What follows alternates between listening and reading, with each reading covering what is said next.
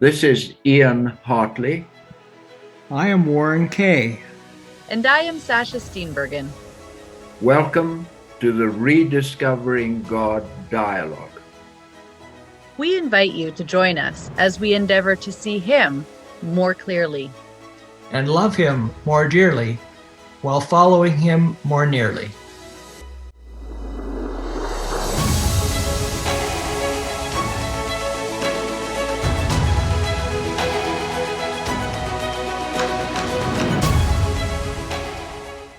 So we continue on our journey through the 22nd chapter of Genesis, on this journey to try to reconcile the stories in the Old Testament with the picture that Jesus gives us of God. And so we've looked at 4 different optional ways of understanding this story. The first one, that it's a literal story of the record exactly as what happened. We considered that possibility. We looked at the story as prefiguring how God would sacrifice his son, Jesus, when he came to earth. The next one was that Abraham had to learn that Isaac did not belong to him, and so he had to be willing to give him up. And then the fourth, that Abraham, because of his faults and failures, felt the need to do something to make restitution, placate or appease or propitiate God. So now we're to the fifth one. Ian, why don't you lead us into that one? Yeah, the fifth alternative explanation of Abram sacrificing Isaac is that Abram thought it was God's voice, but he was deceived by his own devious nature. Mm-hmm. The way you interact with people reveals your character, but it also forms your character. So we've talked about Abraham's faults and failings quite a few times, so we're not going to go there again.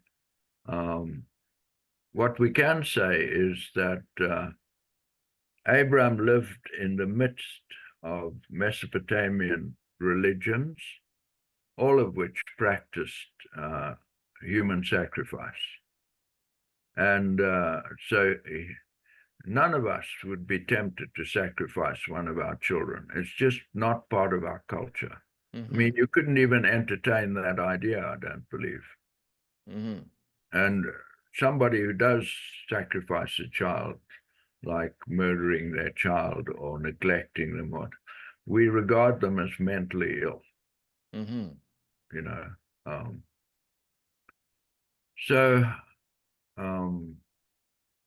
Throughout Israel's history, they will revert to child sacrifice. And I want to remind you that what Jeremiah says in Jeremiah 19, verse 5. They have built the high places of Baal to burn their sons in the fire as offerings to Baal, something I did not command or mention, nor did it enter my mind. No. Did it not enter God's mind until only after he revealed himself at Sinai? Or is this a statement that holds true for all time? Mm-hmm.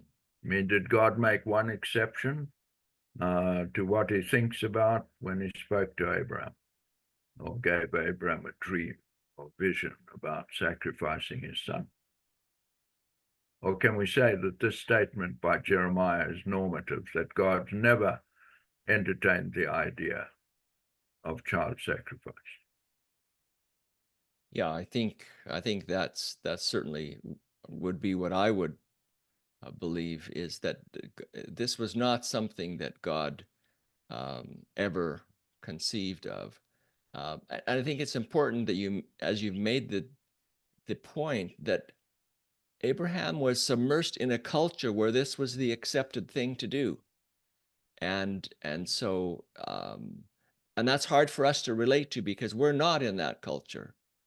But when you realize that this was a common practice that happened to people all around him, and that they would, because of that, as a people, revert to that at times, and God is pulling them out of that continually and saying, no, this isn't something that I want you to be doing. It never even entered my mind to do something like this.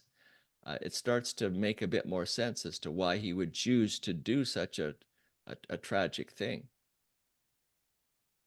Yeah, and I also think it may, give some insight into what was happening in his mind throughout that whole entire time, because so many things had happened, and especially with the story with Ishmael.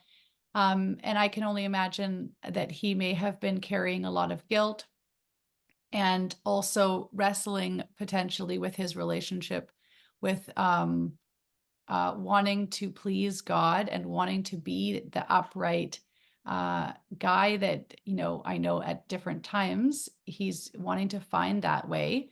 And so I can see how the idea of, trying to get favor with, or maybe the thought of appeasing, or any of those kinds of thoughts could have been there for him. Jeremiah is reporting God's attitude towards child sacrifice. He's not giving you a historical account that long ago God was in favor of child sacrifice, but now it's changed. There's a new covenant.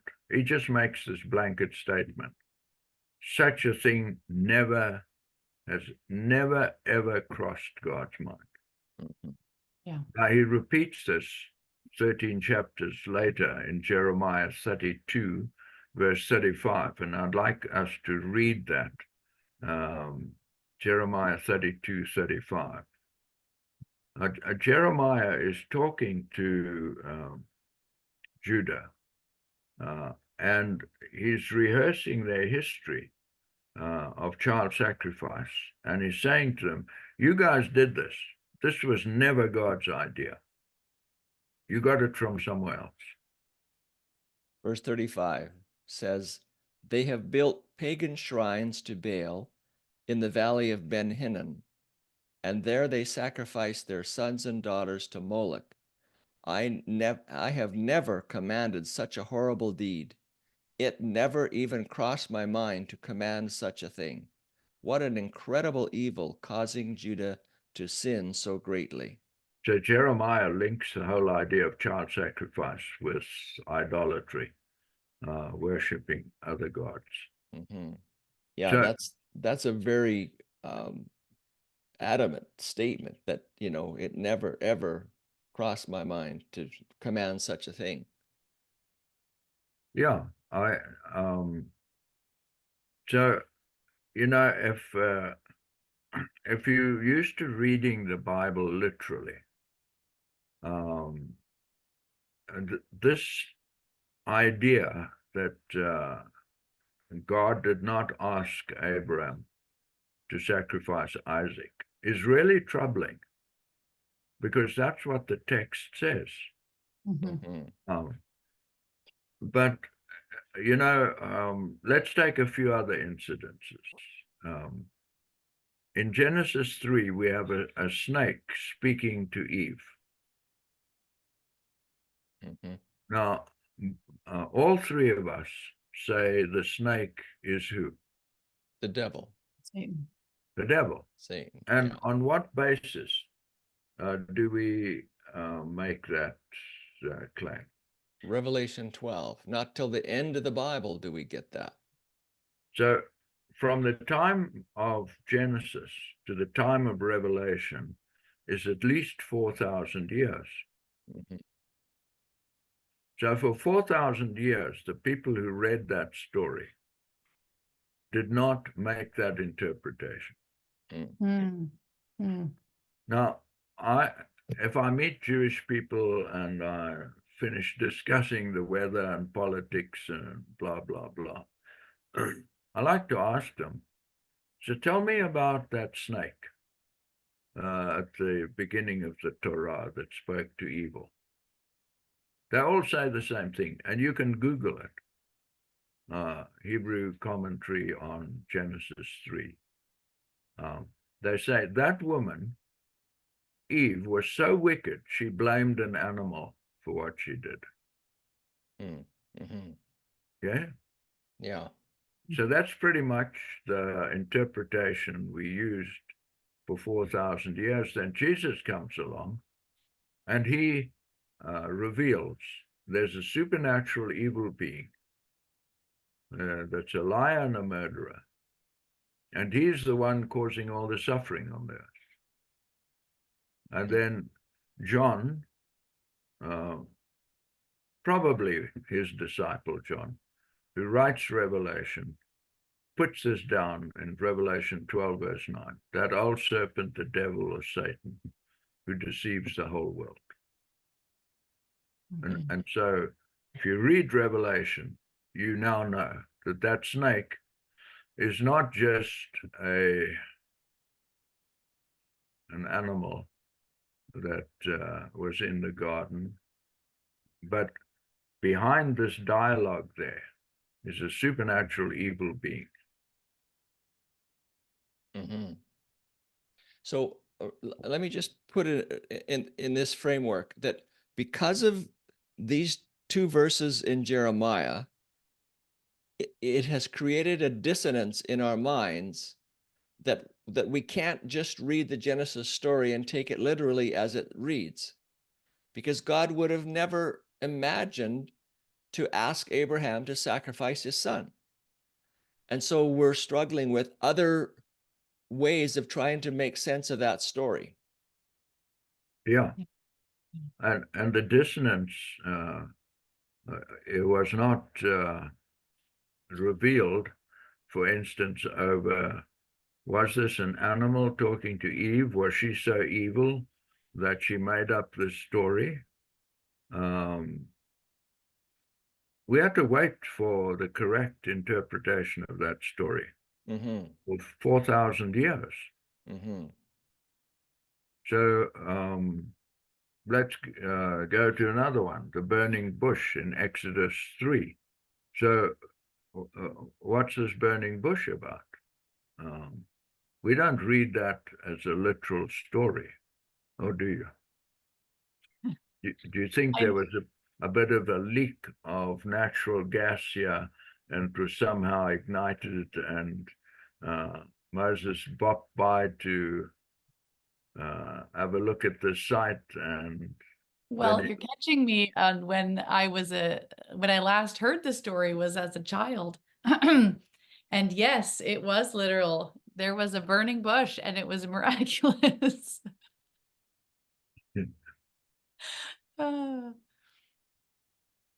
Do tell more. We need an update here. Well, can we move beyond bedtime stories? Yes, please. Yeah. Yeah. So God is catching Moses' attention. He needs to have a little talk with him.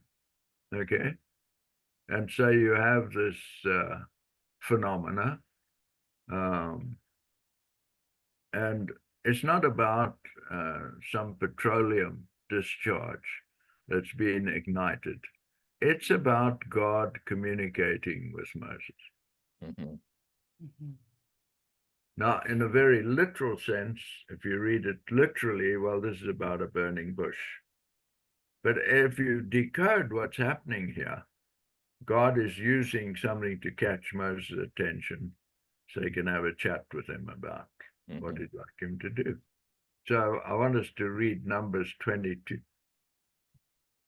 from verse 21, because this is another story that we just gloss over. And we've identified the snake in Genesis 3 because of Revelation 12. Now, here's another story, Numbers 22 from verse 21. How far do I go? I'll interrupt you. All right. So the next morning, Balaam got up, saddled his donkey, and started off with the Moabite officials. But God was angry that Balaam was going, so he sent the angel of the Lord to stand in the road to block his way. As Balaam and two servants were riding along, Balaam's donkey saw the angel of the Lord standing in the road with a drawn sword in his hand. The donkey bolted off the road into a field, but Balaam beat it and turned it back onto the road. Then the angel of the Lord stood at a place where the road narrowed between two vineyard walls. When the donkey saw the angel of the Lord, it tried to squeeze by and crushed Balaam's foot against the wall. So Balaam beat the donkey again. Then the angel of the Lord moved further down the road and stood in a place too narrow for the donkey to get by at all.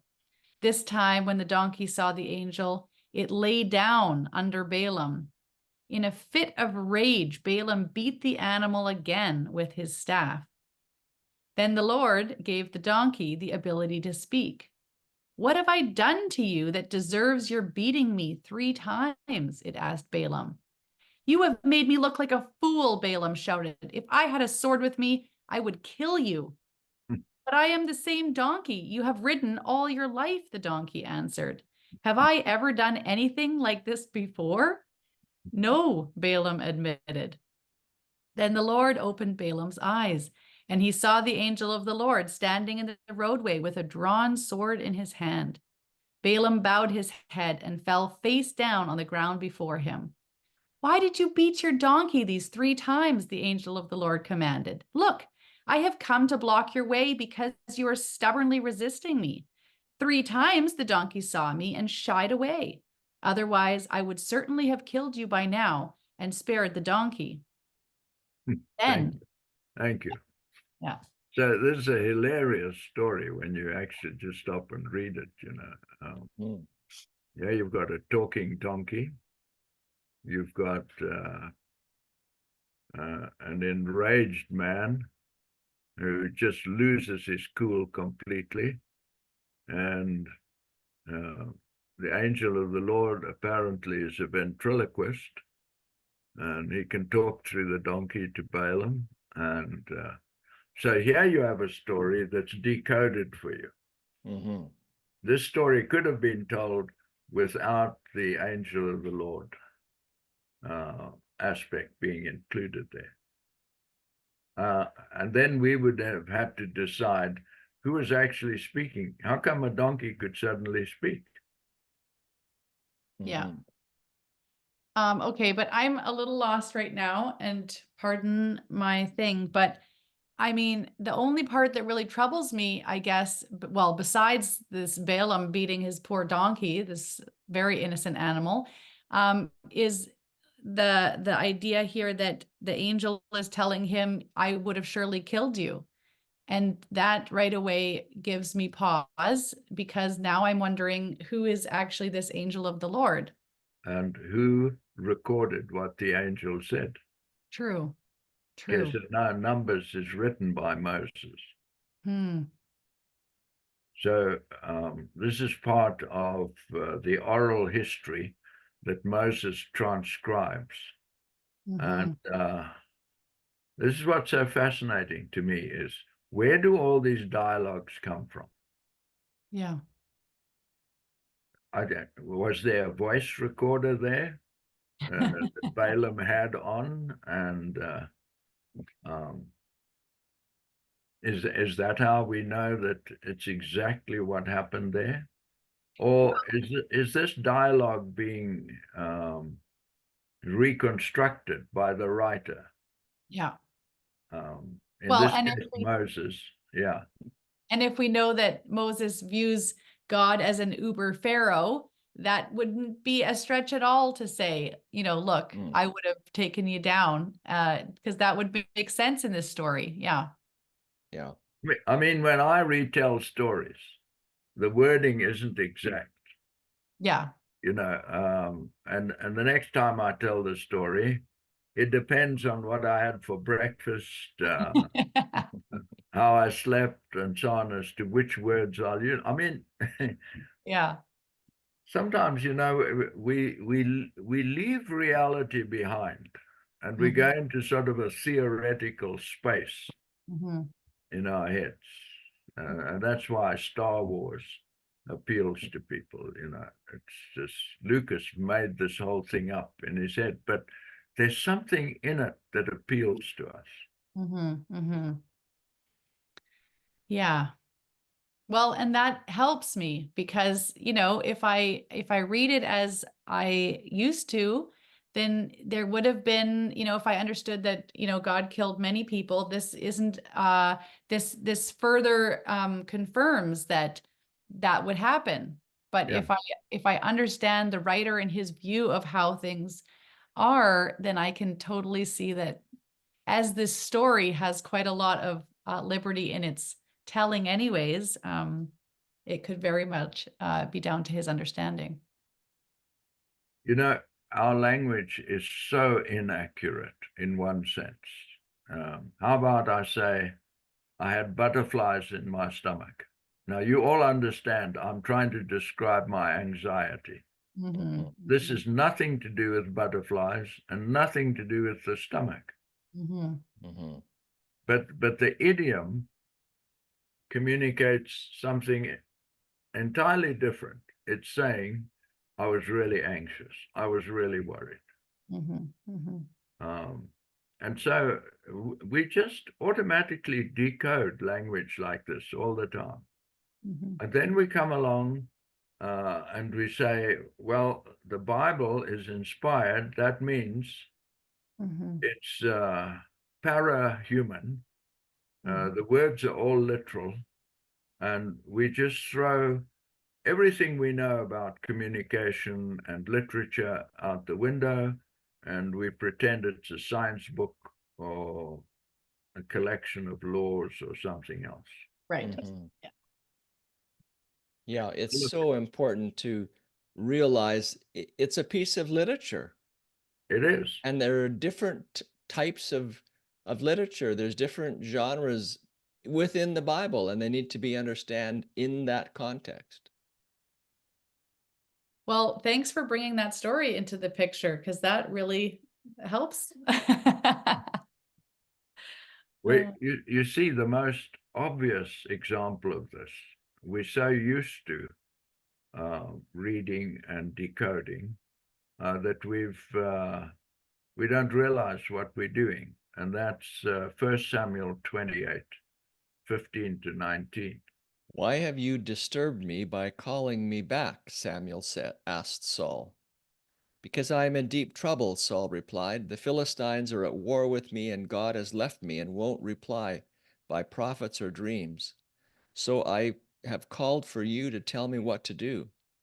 But Samuel replied, Why ask me, since the Lord has left you and has become your enemy? The Lord has done just as he said he would. He has torn the kingdom from you and given it to your rival, David. The Lord has done this to you today because you refuse to carry out his fierce anger against the Amalekites. What's more, the Lord will hand you and the army of Israel over to the Philistines tomorrow, and you and your sons will be here with me. The Lord will bring down the entire army of Israel in defeat. Thank you. So this is a dialogue between a dead man, namely the prophet Samuel, and a desperate king. Mm-hmm. That's literally what the dialogue is. Well, and when we go ahead. Yeah. No, you go ahead. Well, I was just going to say there were little keys in there that when you read it now and you hear him saying things like, he has turned his back on you and has left you and now is your enemy. I mean, the thought even there is who is putting this message out there now? Because obviously God would not be giving that kind of a message to anybody who was struggling. And so, yeah, it's just even more telling. But you see, what you're doing is you're decoding the literal account. Mm-hmm. Mm-hmm. Sure. As we've been taught to do. So the idea of decoding stories is not an anomaly. Right. We've been doing it for years. Yeah. Mm-hmm. So when somebody feels uncomfortable, when it's suggested that this wasn't actually God who asks Abraham to sacrifice his son, and they feel the dissonance, and it feels like this idea is undermining the Bible, and this person who's suggesting the idea is probably on their way to hell without passing go. It's not because we're decoding the story. It's because we're messing with the tradition. Mm-hmm. Mm-hmm. Because we've been doing this decoding. Yeah. Well, throughout our lifetime. Mm-hmm. So in this story, with Saul and Samuel, we don't take it literally. We've been saying, well, we know that Samuel is dead, and so it's not really Samuel talking. It's an evil spirit that is masquerading as Samuel. Yeah, and we have Yeah. no problem saying that. Mm-hmm. So the idea that you must take all the stories in the Bible literally, just as they are, is really called into question Mm-hmm. with the examples we've given, and specifically this one. Mm-hmm. And I would add too that the dissonance that you're talking about, I think is also because the strength of the story as literally told, there was so much extrapolated and meaning making made from that story. And one of the key ones really ties, I think, into deep fears that we have as people. And I just know that one of the big takeaways from that story was the idea that we can't hold anything as more important than God. And so if God asks you to give up even your own child, that we have to suspend our love for that child and give them up for God. And this is stuck. This was always in my mind in this story, the thought that I could never do that. And then that would make me not able to be worthy of God because I couldn't do that. And so when this story is now being decoded, it brings up a lot, because then it actually changes something that was a deep held fear for me and brings up potentially that, whoa, we're not even, this is not how God operates. And to even put that on God is a misrepresentation of who he is. So this is very liberating, but let's go in stages, I think. Yeah. We're up against the picture that Moses painted of God and the picture Jesus painted. Mm-hmm. Yeah. And the irony is that we've opted for Moses' picture in the way we explain what happened at the cross, ever since Luther and Calvin showed up and made it a legal issue rather than a moral issue. And so we've been saying, well, we sinned, and the only way to resolve sin is to kill the sinner. Mm-hmm. We misinterpret a statement of consequence for a legal statement. The soul that sinneth shall surely die. That's a statement of consequence. Mm-hmm.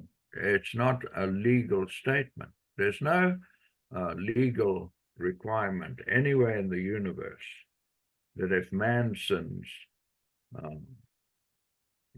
the only person that can effect his salvation is if God dies. Mm-hmm. This was a moral issue.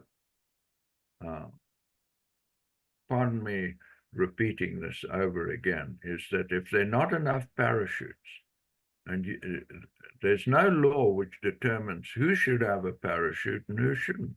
Mm-hmm. If there's not enough space in the lifeboat, there's no law which determines who should get a seat and who shouldn't.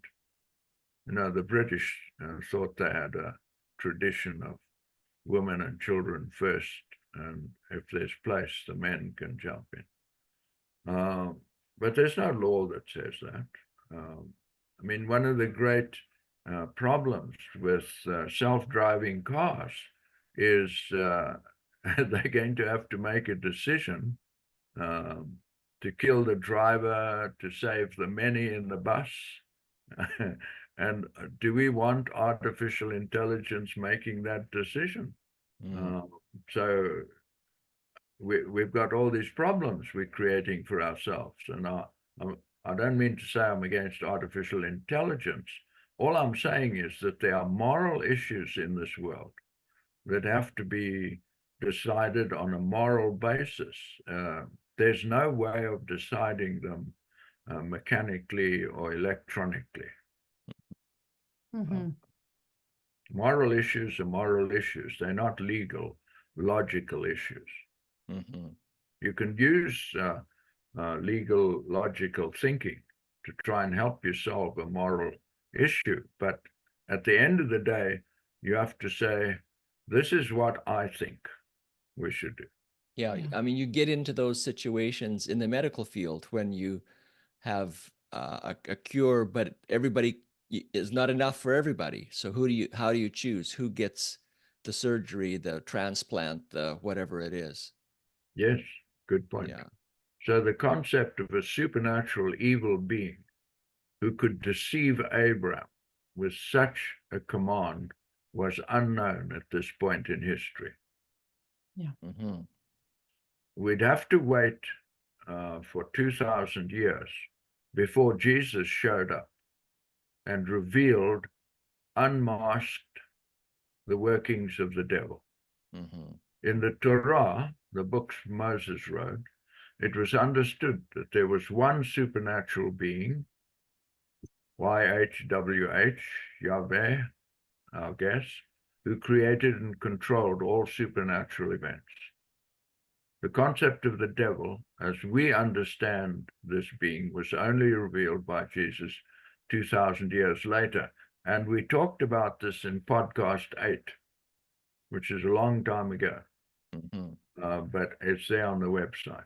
So it's taken us a couple of hours to deal with verses 1 and 2 of Genesis 22. But the good news is we're ready for verse 3, unless you guys want to prolong the agony. I think it's been worthwhile to look at these different options, but yeah, I think we're ready to move on with the story. Nice. I agree. Good. Well, let's talk about, if you'll read verse 3. The next morning, Abraham got up early. He saddled his donkey and took 2 of his servants with him, along with his son Isaac. Then he chopped wood for a fire for a burnt offering and set out for the place God had told him about. Yes, the next morning suggests that this communication was a dream that Abraham had. It's like that's the context of, like if it had happened at midday, he probably wouldn't have waited for the next morning and got on with it. This is really an emotionless account of this incident.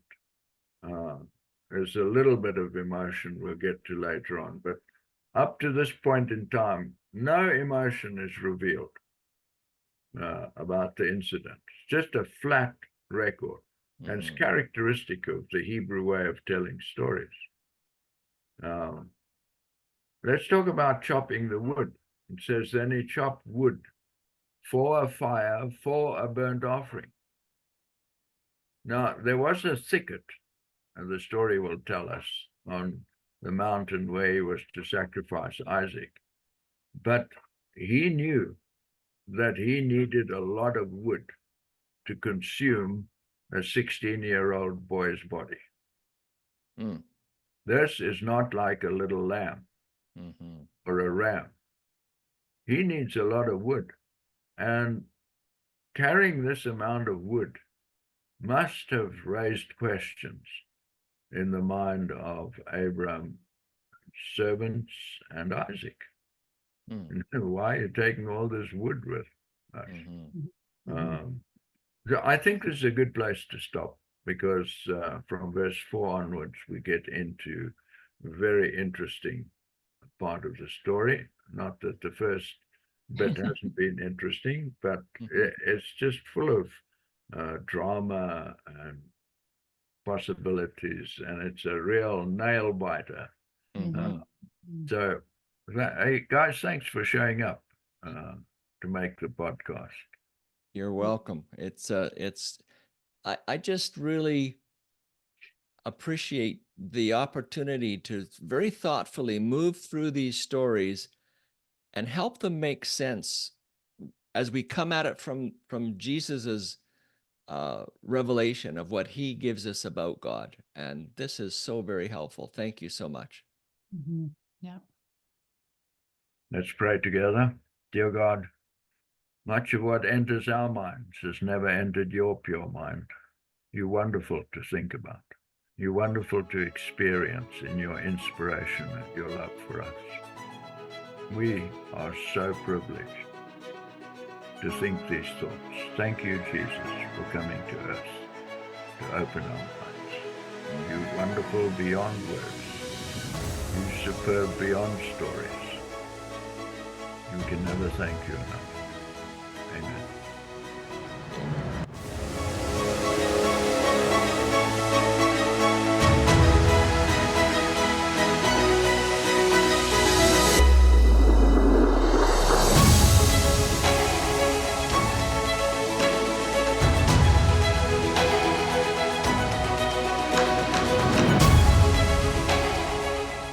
Find the recording of our podcast on our website, as well as the PDF document that we've been using, so you can follow along or at least see all the passages. And so that website is rediscoveringgod.ca, and on there is the PDF document, the link for the podcast, as well as our YouTube link. We are now on YouTube. So if you want to see us live, then you can go and watch it on YouTube. Wonderful. And we'd also love to invite you to our Monday evening Zoom discussion where Ian and Warren lead us out. And we are currently going through the podcast where we get to have discussion and really dive in a little deeper and get our most pressing questions answered. It's a really wonderful time of fellowship and connection with the group. We share in community and resources as well. We'd really love to have you join us. We're going to be meeting at 6:30 Mountain Standard Time.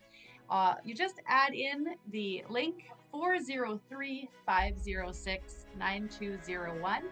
We'd love to see you.